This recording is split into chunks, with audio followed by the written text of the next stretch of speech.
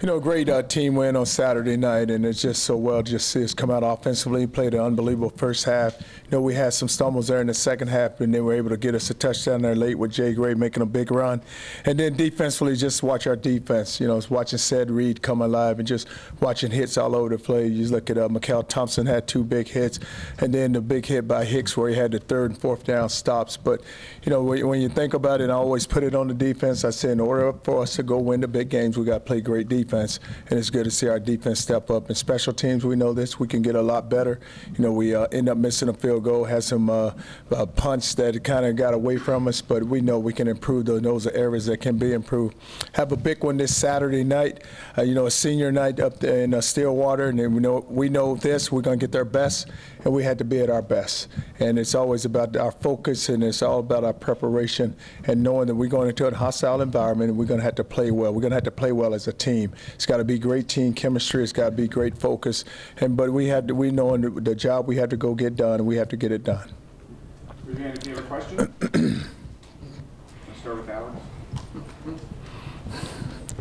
Hey, Coach, I'm asking you to phrase this a little differently today. We talked to some recruits after the game that said that when they talked with Desmond Harrison, he said that he was redshirting. I was wondering whether or not you had an update on that. He said it. He said it. Okay, he said it. Well, we haven't made a decision on Desmond. No. All right. On your right, Anwar. You want Desmond back so bad, don't you? Huh? You want him back? Yeah. You want him back. Coach, I know whenever we talk about Tyrone, you always talk about it's not just him, it's on other people. But over the last 3 weeks, he hasn't completed more than 13 passes in a game. And of course, last week there were some struggles. Can you just give me an assessment of we remove the offensive line receivers, can you just give me an assessment of where he is right now? Well, Tyrone, we know that it's week by week with him, and you know that he's got to get better, and then you look to improve. I mean, you watch the Oklahoma game, you watch the Iowa State, then you go to K-State, and we kind of stumble. Then you get out here on Saturday night against West Virginia. But still though, with Tyrone, we know that it's going to be a week by week, and he has to get better. But it's so good and that's why I say it's so important that everybody else around him plays so well just to lift him up. The way we're running the football right now is taking a lot of pressure off of him. If we had solely had to put it on his shoulders, then I don't know where we would be. And that's why it's so important for everybody else on that offense to play well. In the middle, Brian. Charlie, the way that this season has gone, and then the way that Saturday night went, this may sound like a weird question, but was it the first time that you got to really enjoy being the head coach at Texas?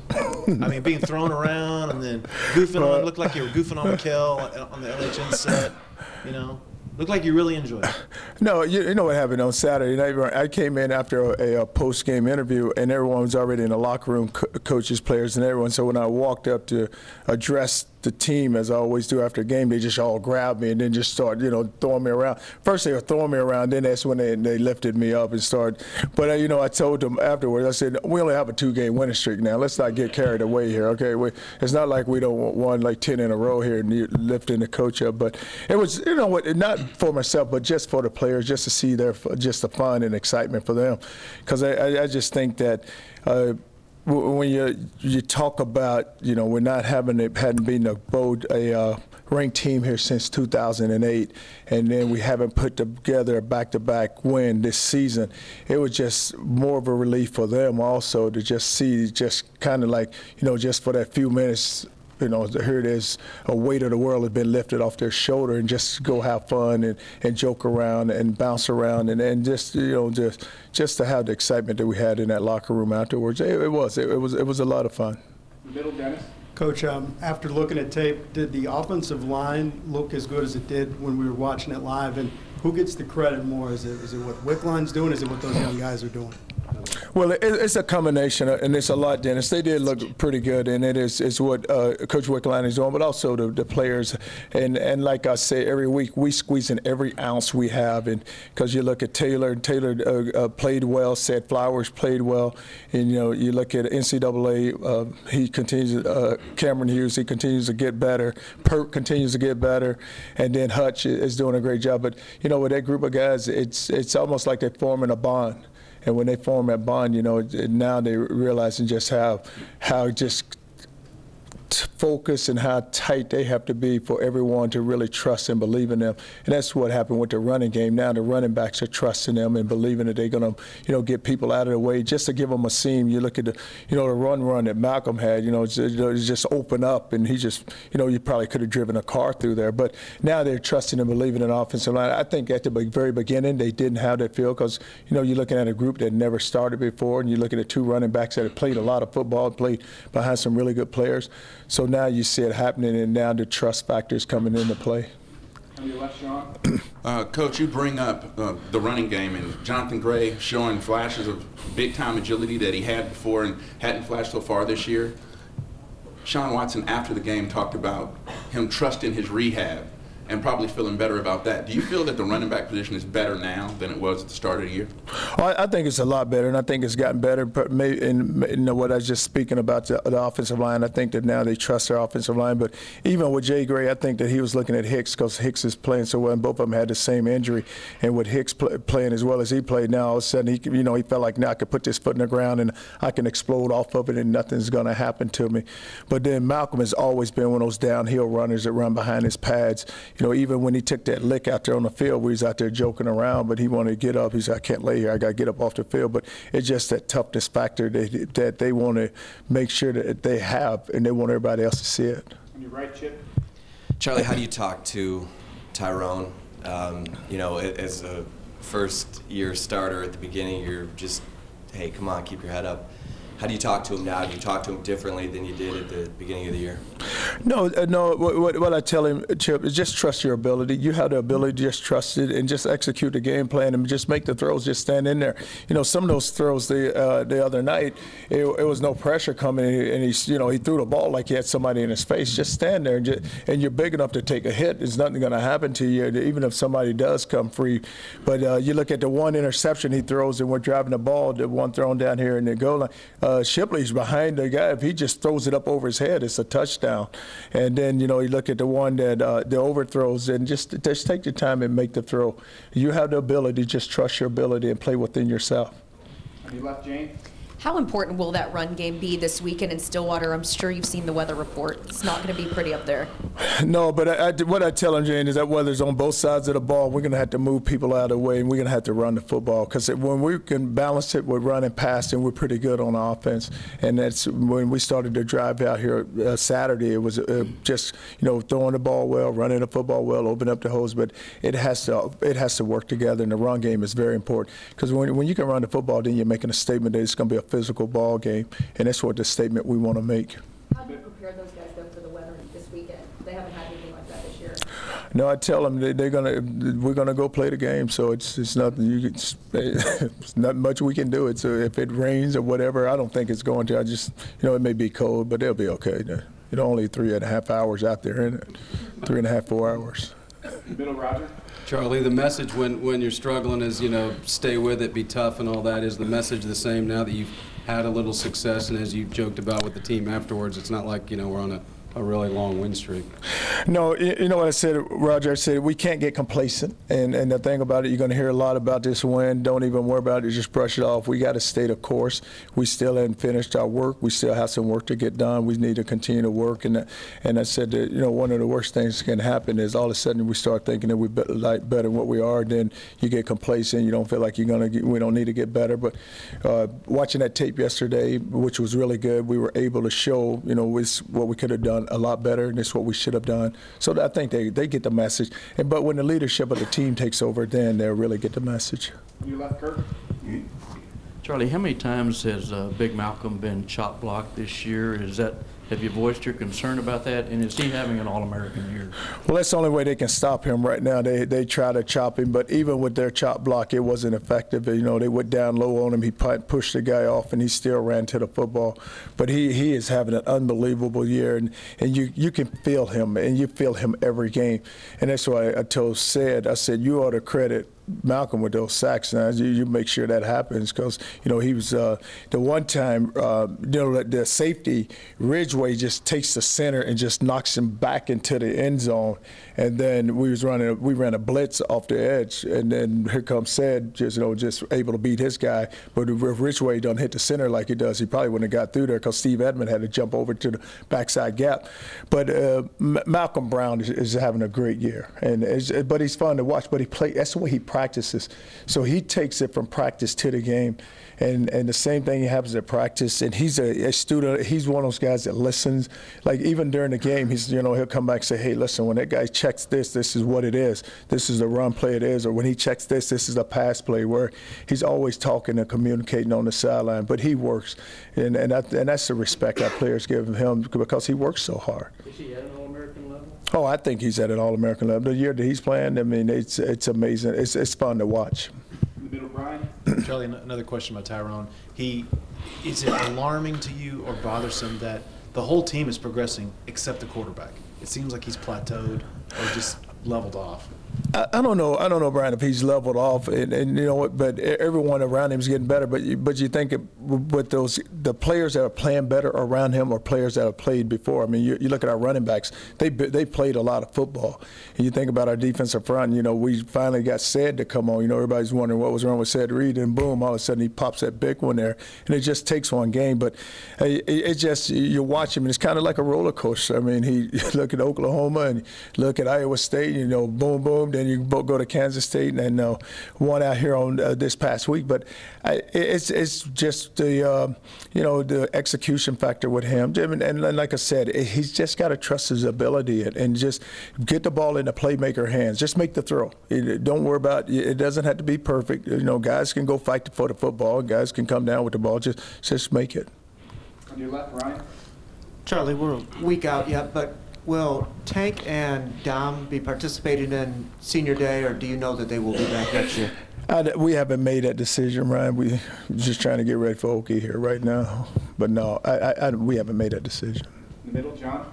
Coach, before the West Virginia game, did you ask your team which team you'd see, or are you starting to get a sense of which team you're going to see? I ask them every week. I need to know what we're going to get today. But before that game, we had our walkthrough on Friday, and then we get there, and I had to talk to them just about their focus, because I just thought that it was just too much, not so much talking, but you can know when a team's not really ready. Then I bounced back Saturday morning and gave it to them again, so I kind of felt like we'll be ready to go play that one. And your left setter. Coach, Oklahoma State's not having a great year, but would you consider this a trap game? And what about them concerns you going in?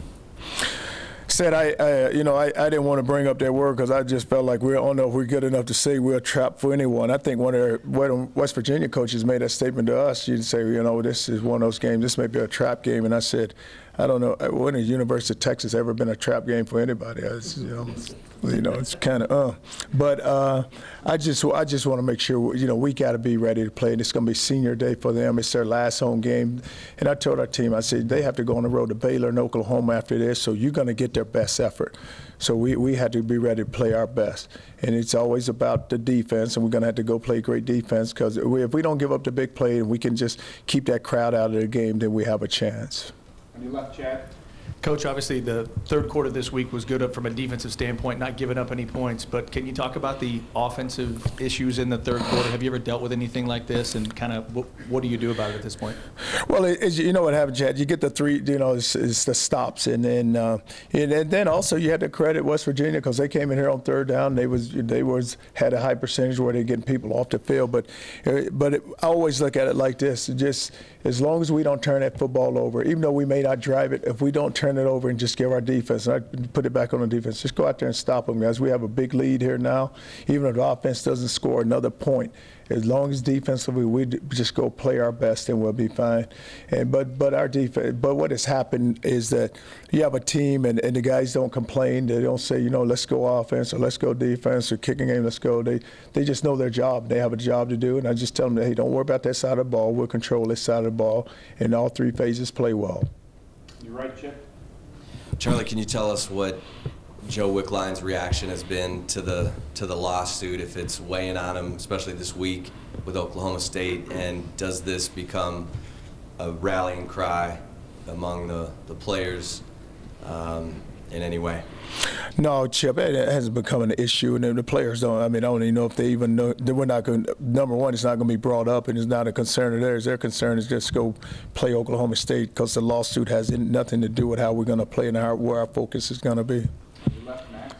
Charlie, you watched that game again yesterday. What are some of the things you've seen on film that kind of showed you that this is the team, the program that you're trying to get to? Well, you know, just looking at the defensive side of the football, you can just look at some of the hits that we had. You know, Mikael Thompson had 2 big ones, and then, like I mentioned earlier, the 3rd and 4th down stops by Hicks making his play, then Said coming alive, but just the pressure.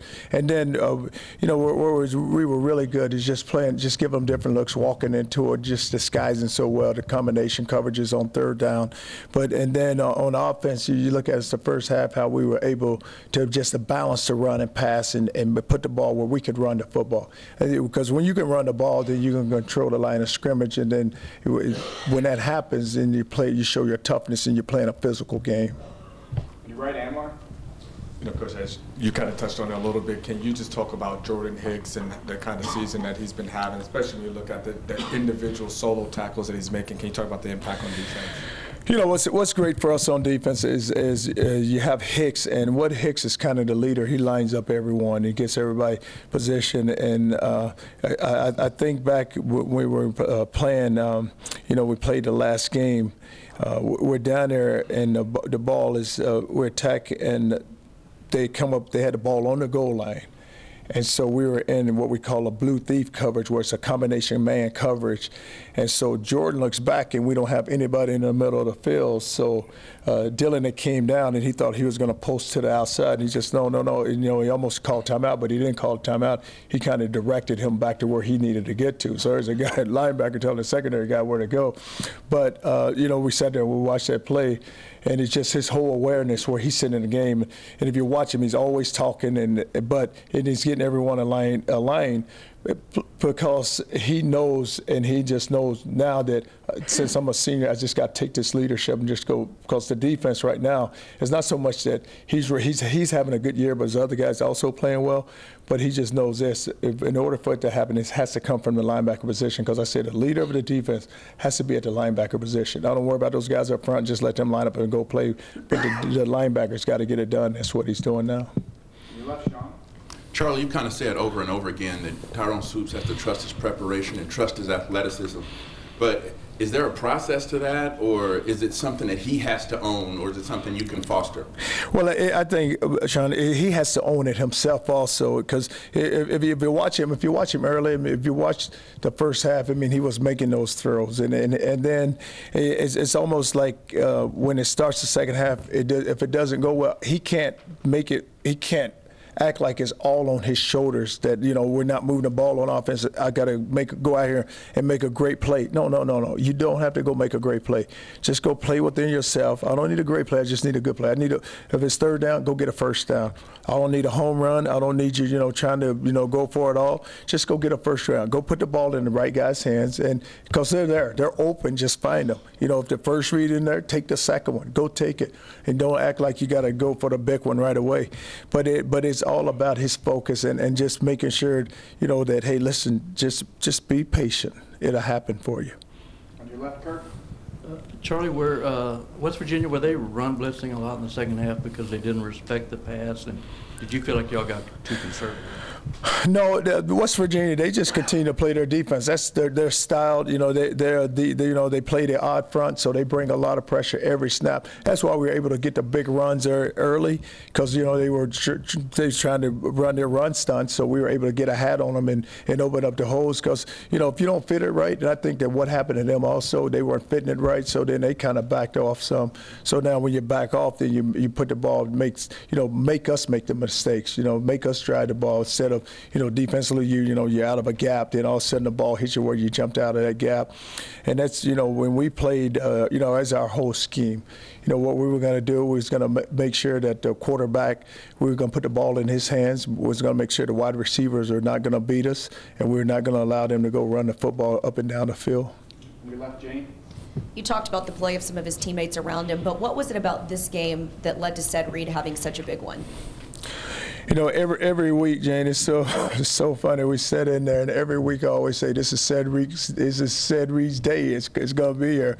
So the defensive staff always laughs at me. It's okay. It's gonna happen. So now, you know, he has a big game, and you know, during the game, I said to him, I said, "Finally, you came alive. I was wondering when this was gonna happen," and I told him, I said, "You left 2 sacks on the field because early in there, you know, we run a stunt, and if he just comes on, he's gonna sack the quarterback. He kind of hesitates and thinking the fullback's going to kick you. No, he's not going to kick. Just go rush the guy." But it was just so fun to watch him just finally explode. But it was one of those games, and you know, he always says, "Coach, what's wrong?" He said, "Just go play. You worry about too much and you see too much. Just trust your eyes and go play." And then he just finally opened it up, and it was just so fun. I was just so happy for him. You left, Alex. Coach, the only times some fans have noticed you guys going to star coverage to account for some of these receivers was against K-State, number 16, and then this time it seemed like Quandre Diggs was out of his normal slot role and he was on White, kind of shadowing him. What is it you saw in Quandre Diggs in the way that he can match up against a guy like White and the way that Duke Thomas can match up against a guy like Lockett? Why were that different personnel used to account for those different kinds of players? Well, what we did is what West Virginia did. They just went right and left with their wide receivers. So what we did with Condre is we put him on the left side because White always aligned to the right and Alford always aligned to the offensive left. So we put Duke on there. So Quandre is on our left, Duke was on our right, and so it was just. Quandre is one of those guys that, you know, for his size, he plays so big and he plays so smart. You know, he can body a guy up. You know, you look at the first play, he gets an interference call. Then he comes back later on in the game and he intercepts that same route. And then he kind of gets another one that called down there where I thought the ball was thrown up over him. But, you know, he was able to make the plays. And he's one of those guys, he doesn't back down. Like, you know, guys can talk. He's going to talk right there with them. But he did an unbelievable job. I know the guy caught a lot of balls, but still, I think it was 25 balls thrown to White. I think that was the number. I don't know how many he called of the 25, but it was 25 thrown in that direction. But he did just a great job of just a challenge. And one thing about Diggs, if you challenge him, he's going to accept it. And he's not going to back down, and he will not run away from it at all. But it was just, you know, it's just great. And then with, you know, the K-State game, we matched up Duke with Lockett because, you know, Lockett also, we just took him, just ran him across the field because we had Quandre at the nickel position because a lot of times with the nickel position, they had a really good player sitting there, so we wanted to make sure that we had a matchup at the nickel position. But it's a game of matchups, and if you can find the matchups and you can cover guys, then you have a good chance of going to win the game. Middle, Brian. Joe, you plan on sticking with Davidson this week as the punter? Well, what I did, Brian, is that, you know, the first one, we got away from us, and then I said, you know what, let's just switch and let him, he put 2 down on the 1-yard line. But that competition, I open it up each and every week. And then secondly, have you, these last few weeks, have you been surprised at how many balls that Jackson is calling for a fair catch? It seems like he's fair catching a lot. Well, he is, but what's happening, the coverage, we're not doing a good job with the coverage, but plus, you know, the ball, and I tell our defense all the time, it's about the field position. We had to change it. You know, a lot of those balls are inside the 10, somewhere, you know, it's just hovering around that area, and I don't want to see the ball bounce, and then all of a sudden, you know, it ends up on the 1 or 2 yard line, because I don't know, offensively, I just don't want to see us have to drive the ball, you know, 99 yards, 98 yards, so he does. But the thing about him, he's so reliable, and I told him, I said, look, Chip, if you don't get a return, it would not bother me if you fair caught everyone, because I know that we will get the ball. It's good, and there won't be a block in the back. Now all of a sudden you get a penalty to block in the back, the ball has to come back. I said, I'm just comfortable, just catch that football. In the back, Anthony. Yeah, Coach, having Joe and Vance on the staff, how much of an advantage does it give you against these guys, and how aware are you of Vance's history there in Stillwater, and you think he's eager and excited to get back there? Well, you look at Vance. Vance wasn't there very long, and I think that what happened to him, you know, he's been to other stops after, you know, after the Stillwater days. But Joe was the one who just previously came from that coaching staff, so he know a lot of those players. So it'll be helpful when we start talking personnel that he knows the guys and he can help us with the personnel. Middle, Roger. Coach Jackson moved into number 3 all time. Can you just kind of speak to what he's meant since the day you walked in? Has he kind of what you thought he was is what he is, and his brother kind of was the same way?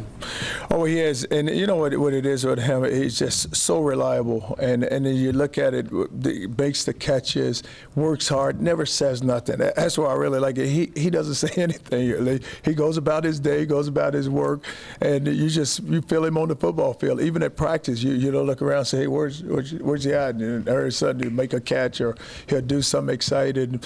But he's just one of those guys that it's all about his work ethic, and you could just tell that, you know, probably because it follows.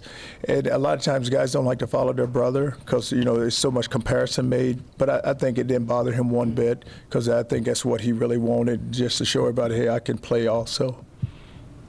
On the right. Hey, Coach. Someone told me this morning they saw Ty in a walking boot on campus. Is he hurt? It's a Ty. No, it's an ankle tweak, but he'll be fine. You know, he's walking around a boot. A lot of those guys do it. You know, sometimes I don't know why. You know, it's just for looks, but no, he'll be okay. On your left, Kirk. Sean Watson told us Saturday night that the offensive line played every snap but two. Is that true? And have you ever seen that before? No, Kirk, I really haven't, and they played every snap the last few games. I mean, we don't have much we can do about it, but that's why I said that we're squeezing every ounce. And it's like each and every game you look at it, and that's why what I've done is I've cut down practice a lot, just because I don't want to get them worn down at practice, because I know that what we have to do with them in a game, and I need them fresh for the game. So I backed away from practice on Tuesdays and Wednesdays just to give them, so that we can get their legs back and get them some rest. On your right, Chip. Charlie, can you tell us what's going on with Darius James? Is he? You know, Darius has a knee issue right now, and we have. I'm not exactly for sure, Chip, if it's going to be surgery or not, but we'll know here in the next couple of days. And do you think you have any chance of getting? I think John Harris might be up for a medical for his 6th year. Is that right, John? He got hurt in his first 3 games, and a foot injury way back. But we need him back, huh? Yeah. You got some guys in that situation. I mean, do you think? Any chance of getting Hicks back next year or Dom? Well, what happens is that those guys make that decision themselves, and if they want to come back, I think we had to file the paperwork, and you know, so many decisions has to be made, but they make that decision if they want to come back. A lot of times when a guy feel like he's had a really good year, he wants to go ahead and move on. Got time for 2 last ones, starting with Anthony in the back. Coach, the stadium's named in honor of United States veterans. Not sure if you have veterans in your family. I know you have one and Nate on the team. How special and grateful are you for this day and the men and women who fight for our country? Well, it's always a special day, especially for the men and women that fight for this country and what they do. And I always tell them, every time I see one in the airport, I walk up and shake his hand, and just tell him how much we appreciate how they defend this country and what they do for us. On your right, last question, Anwar. Coach, are you and Michael's mama on good terms at this moment? What did she say to you? And you got to bring her anything as a makeup gift? I saw Michael's mom after the game, and she's like, "Why are you talking about my son's eyes?" I said, "Well, he need contacts, didn't he?" And so I'm not really talking about his eyes, but we were just joking. I said that's why he made those 2 big hits. He was able to see the guy. He didn't dive at his feet. He put his, drove his helmet right through him where he should have. But it's been fun, and just watching him, and it's becoming a joke really on the team also, because the guys are really laughing about it. So how can you not wear glasses and not wear contacts if you can't see? But he's getting it right now. Thank you, Coach. All right, thank you guys.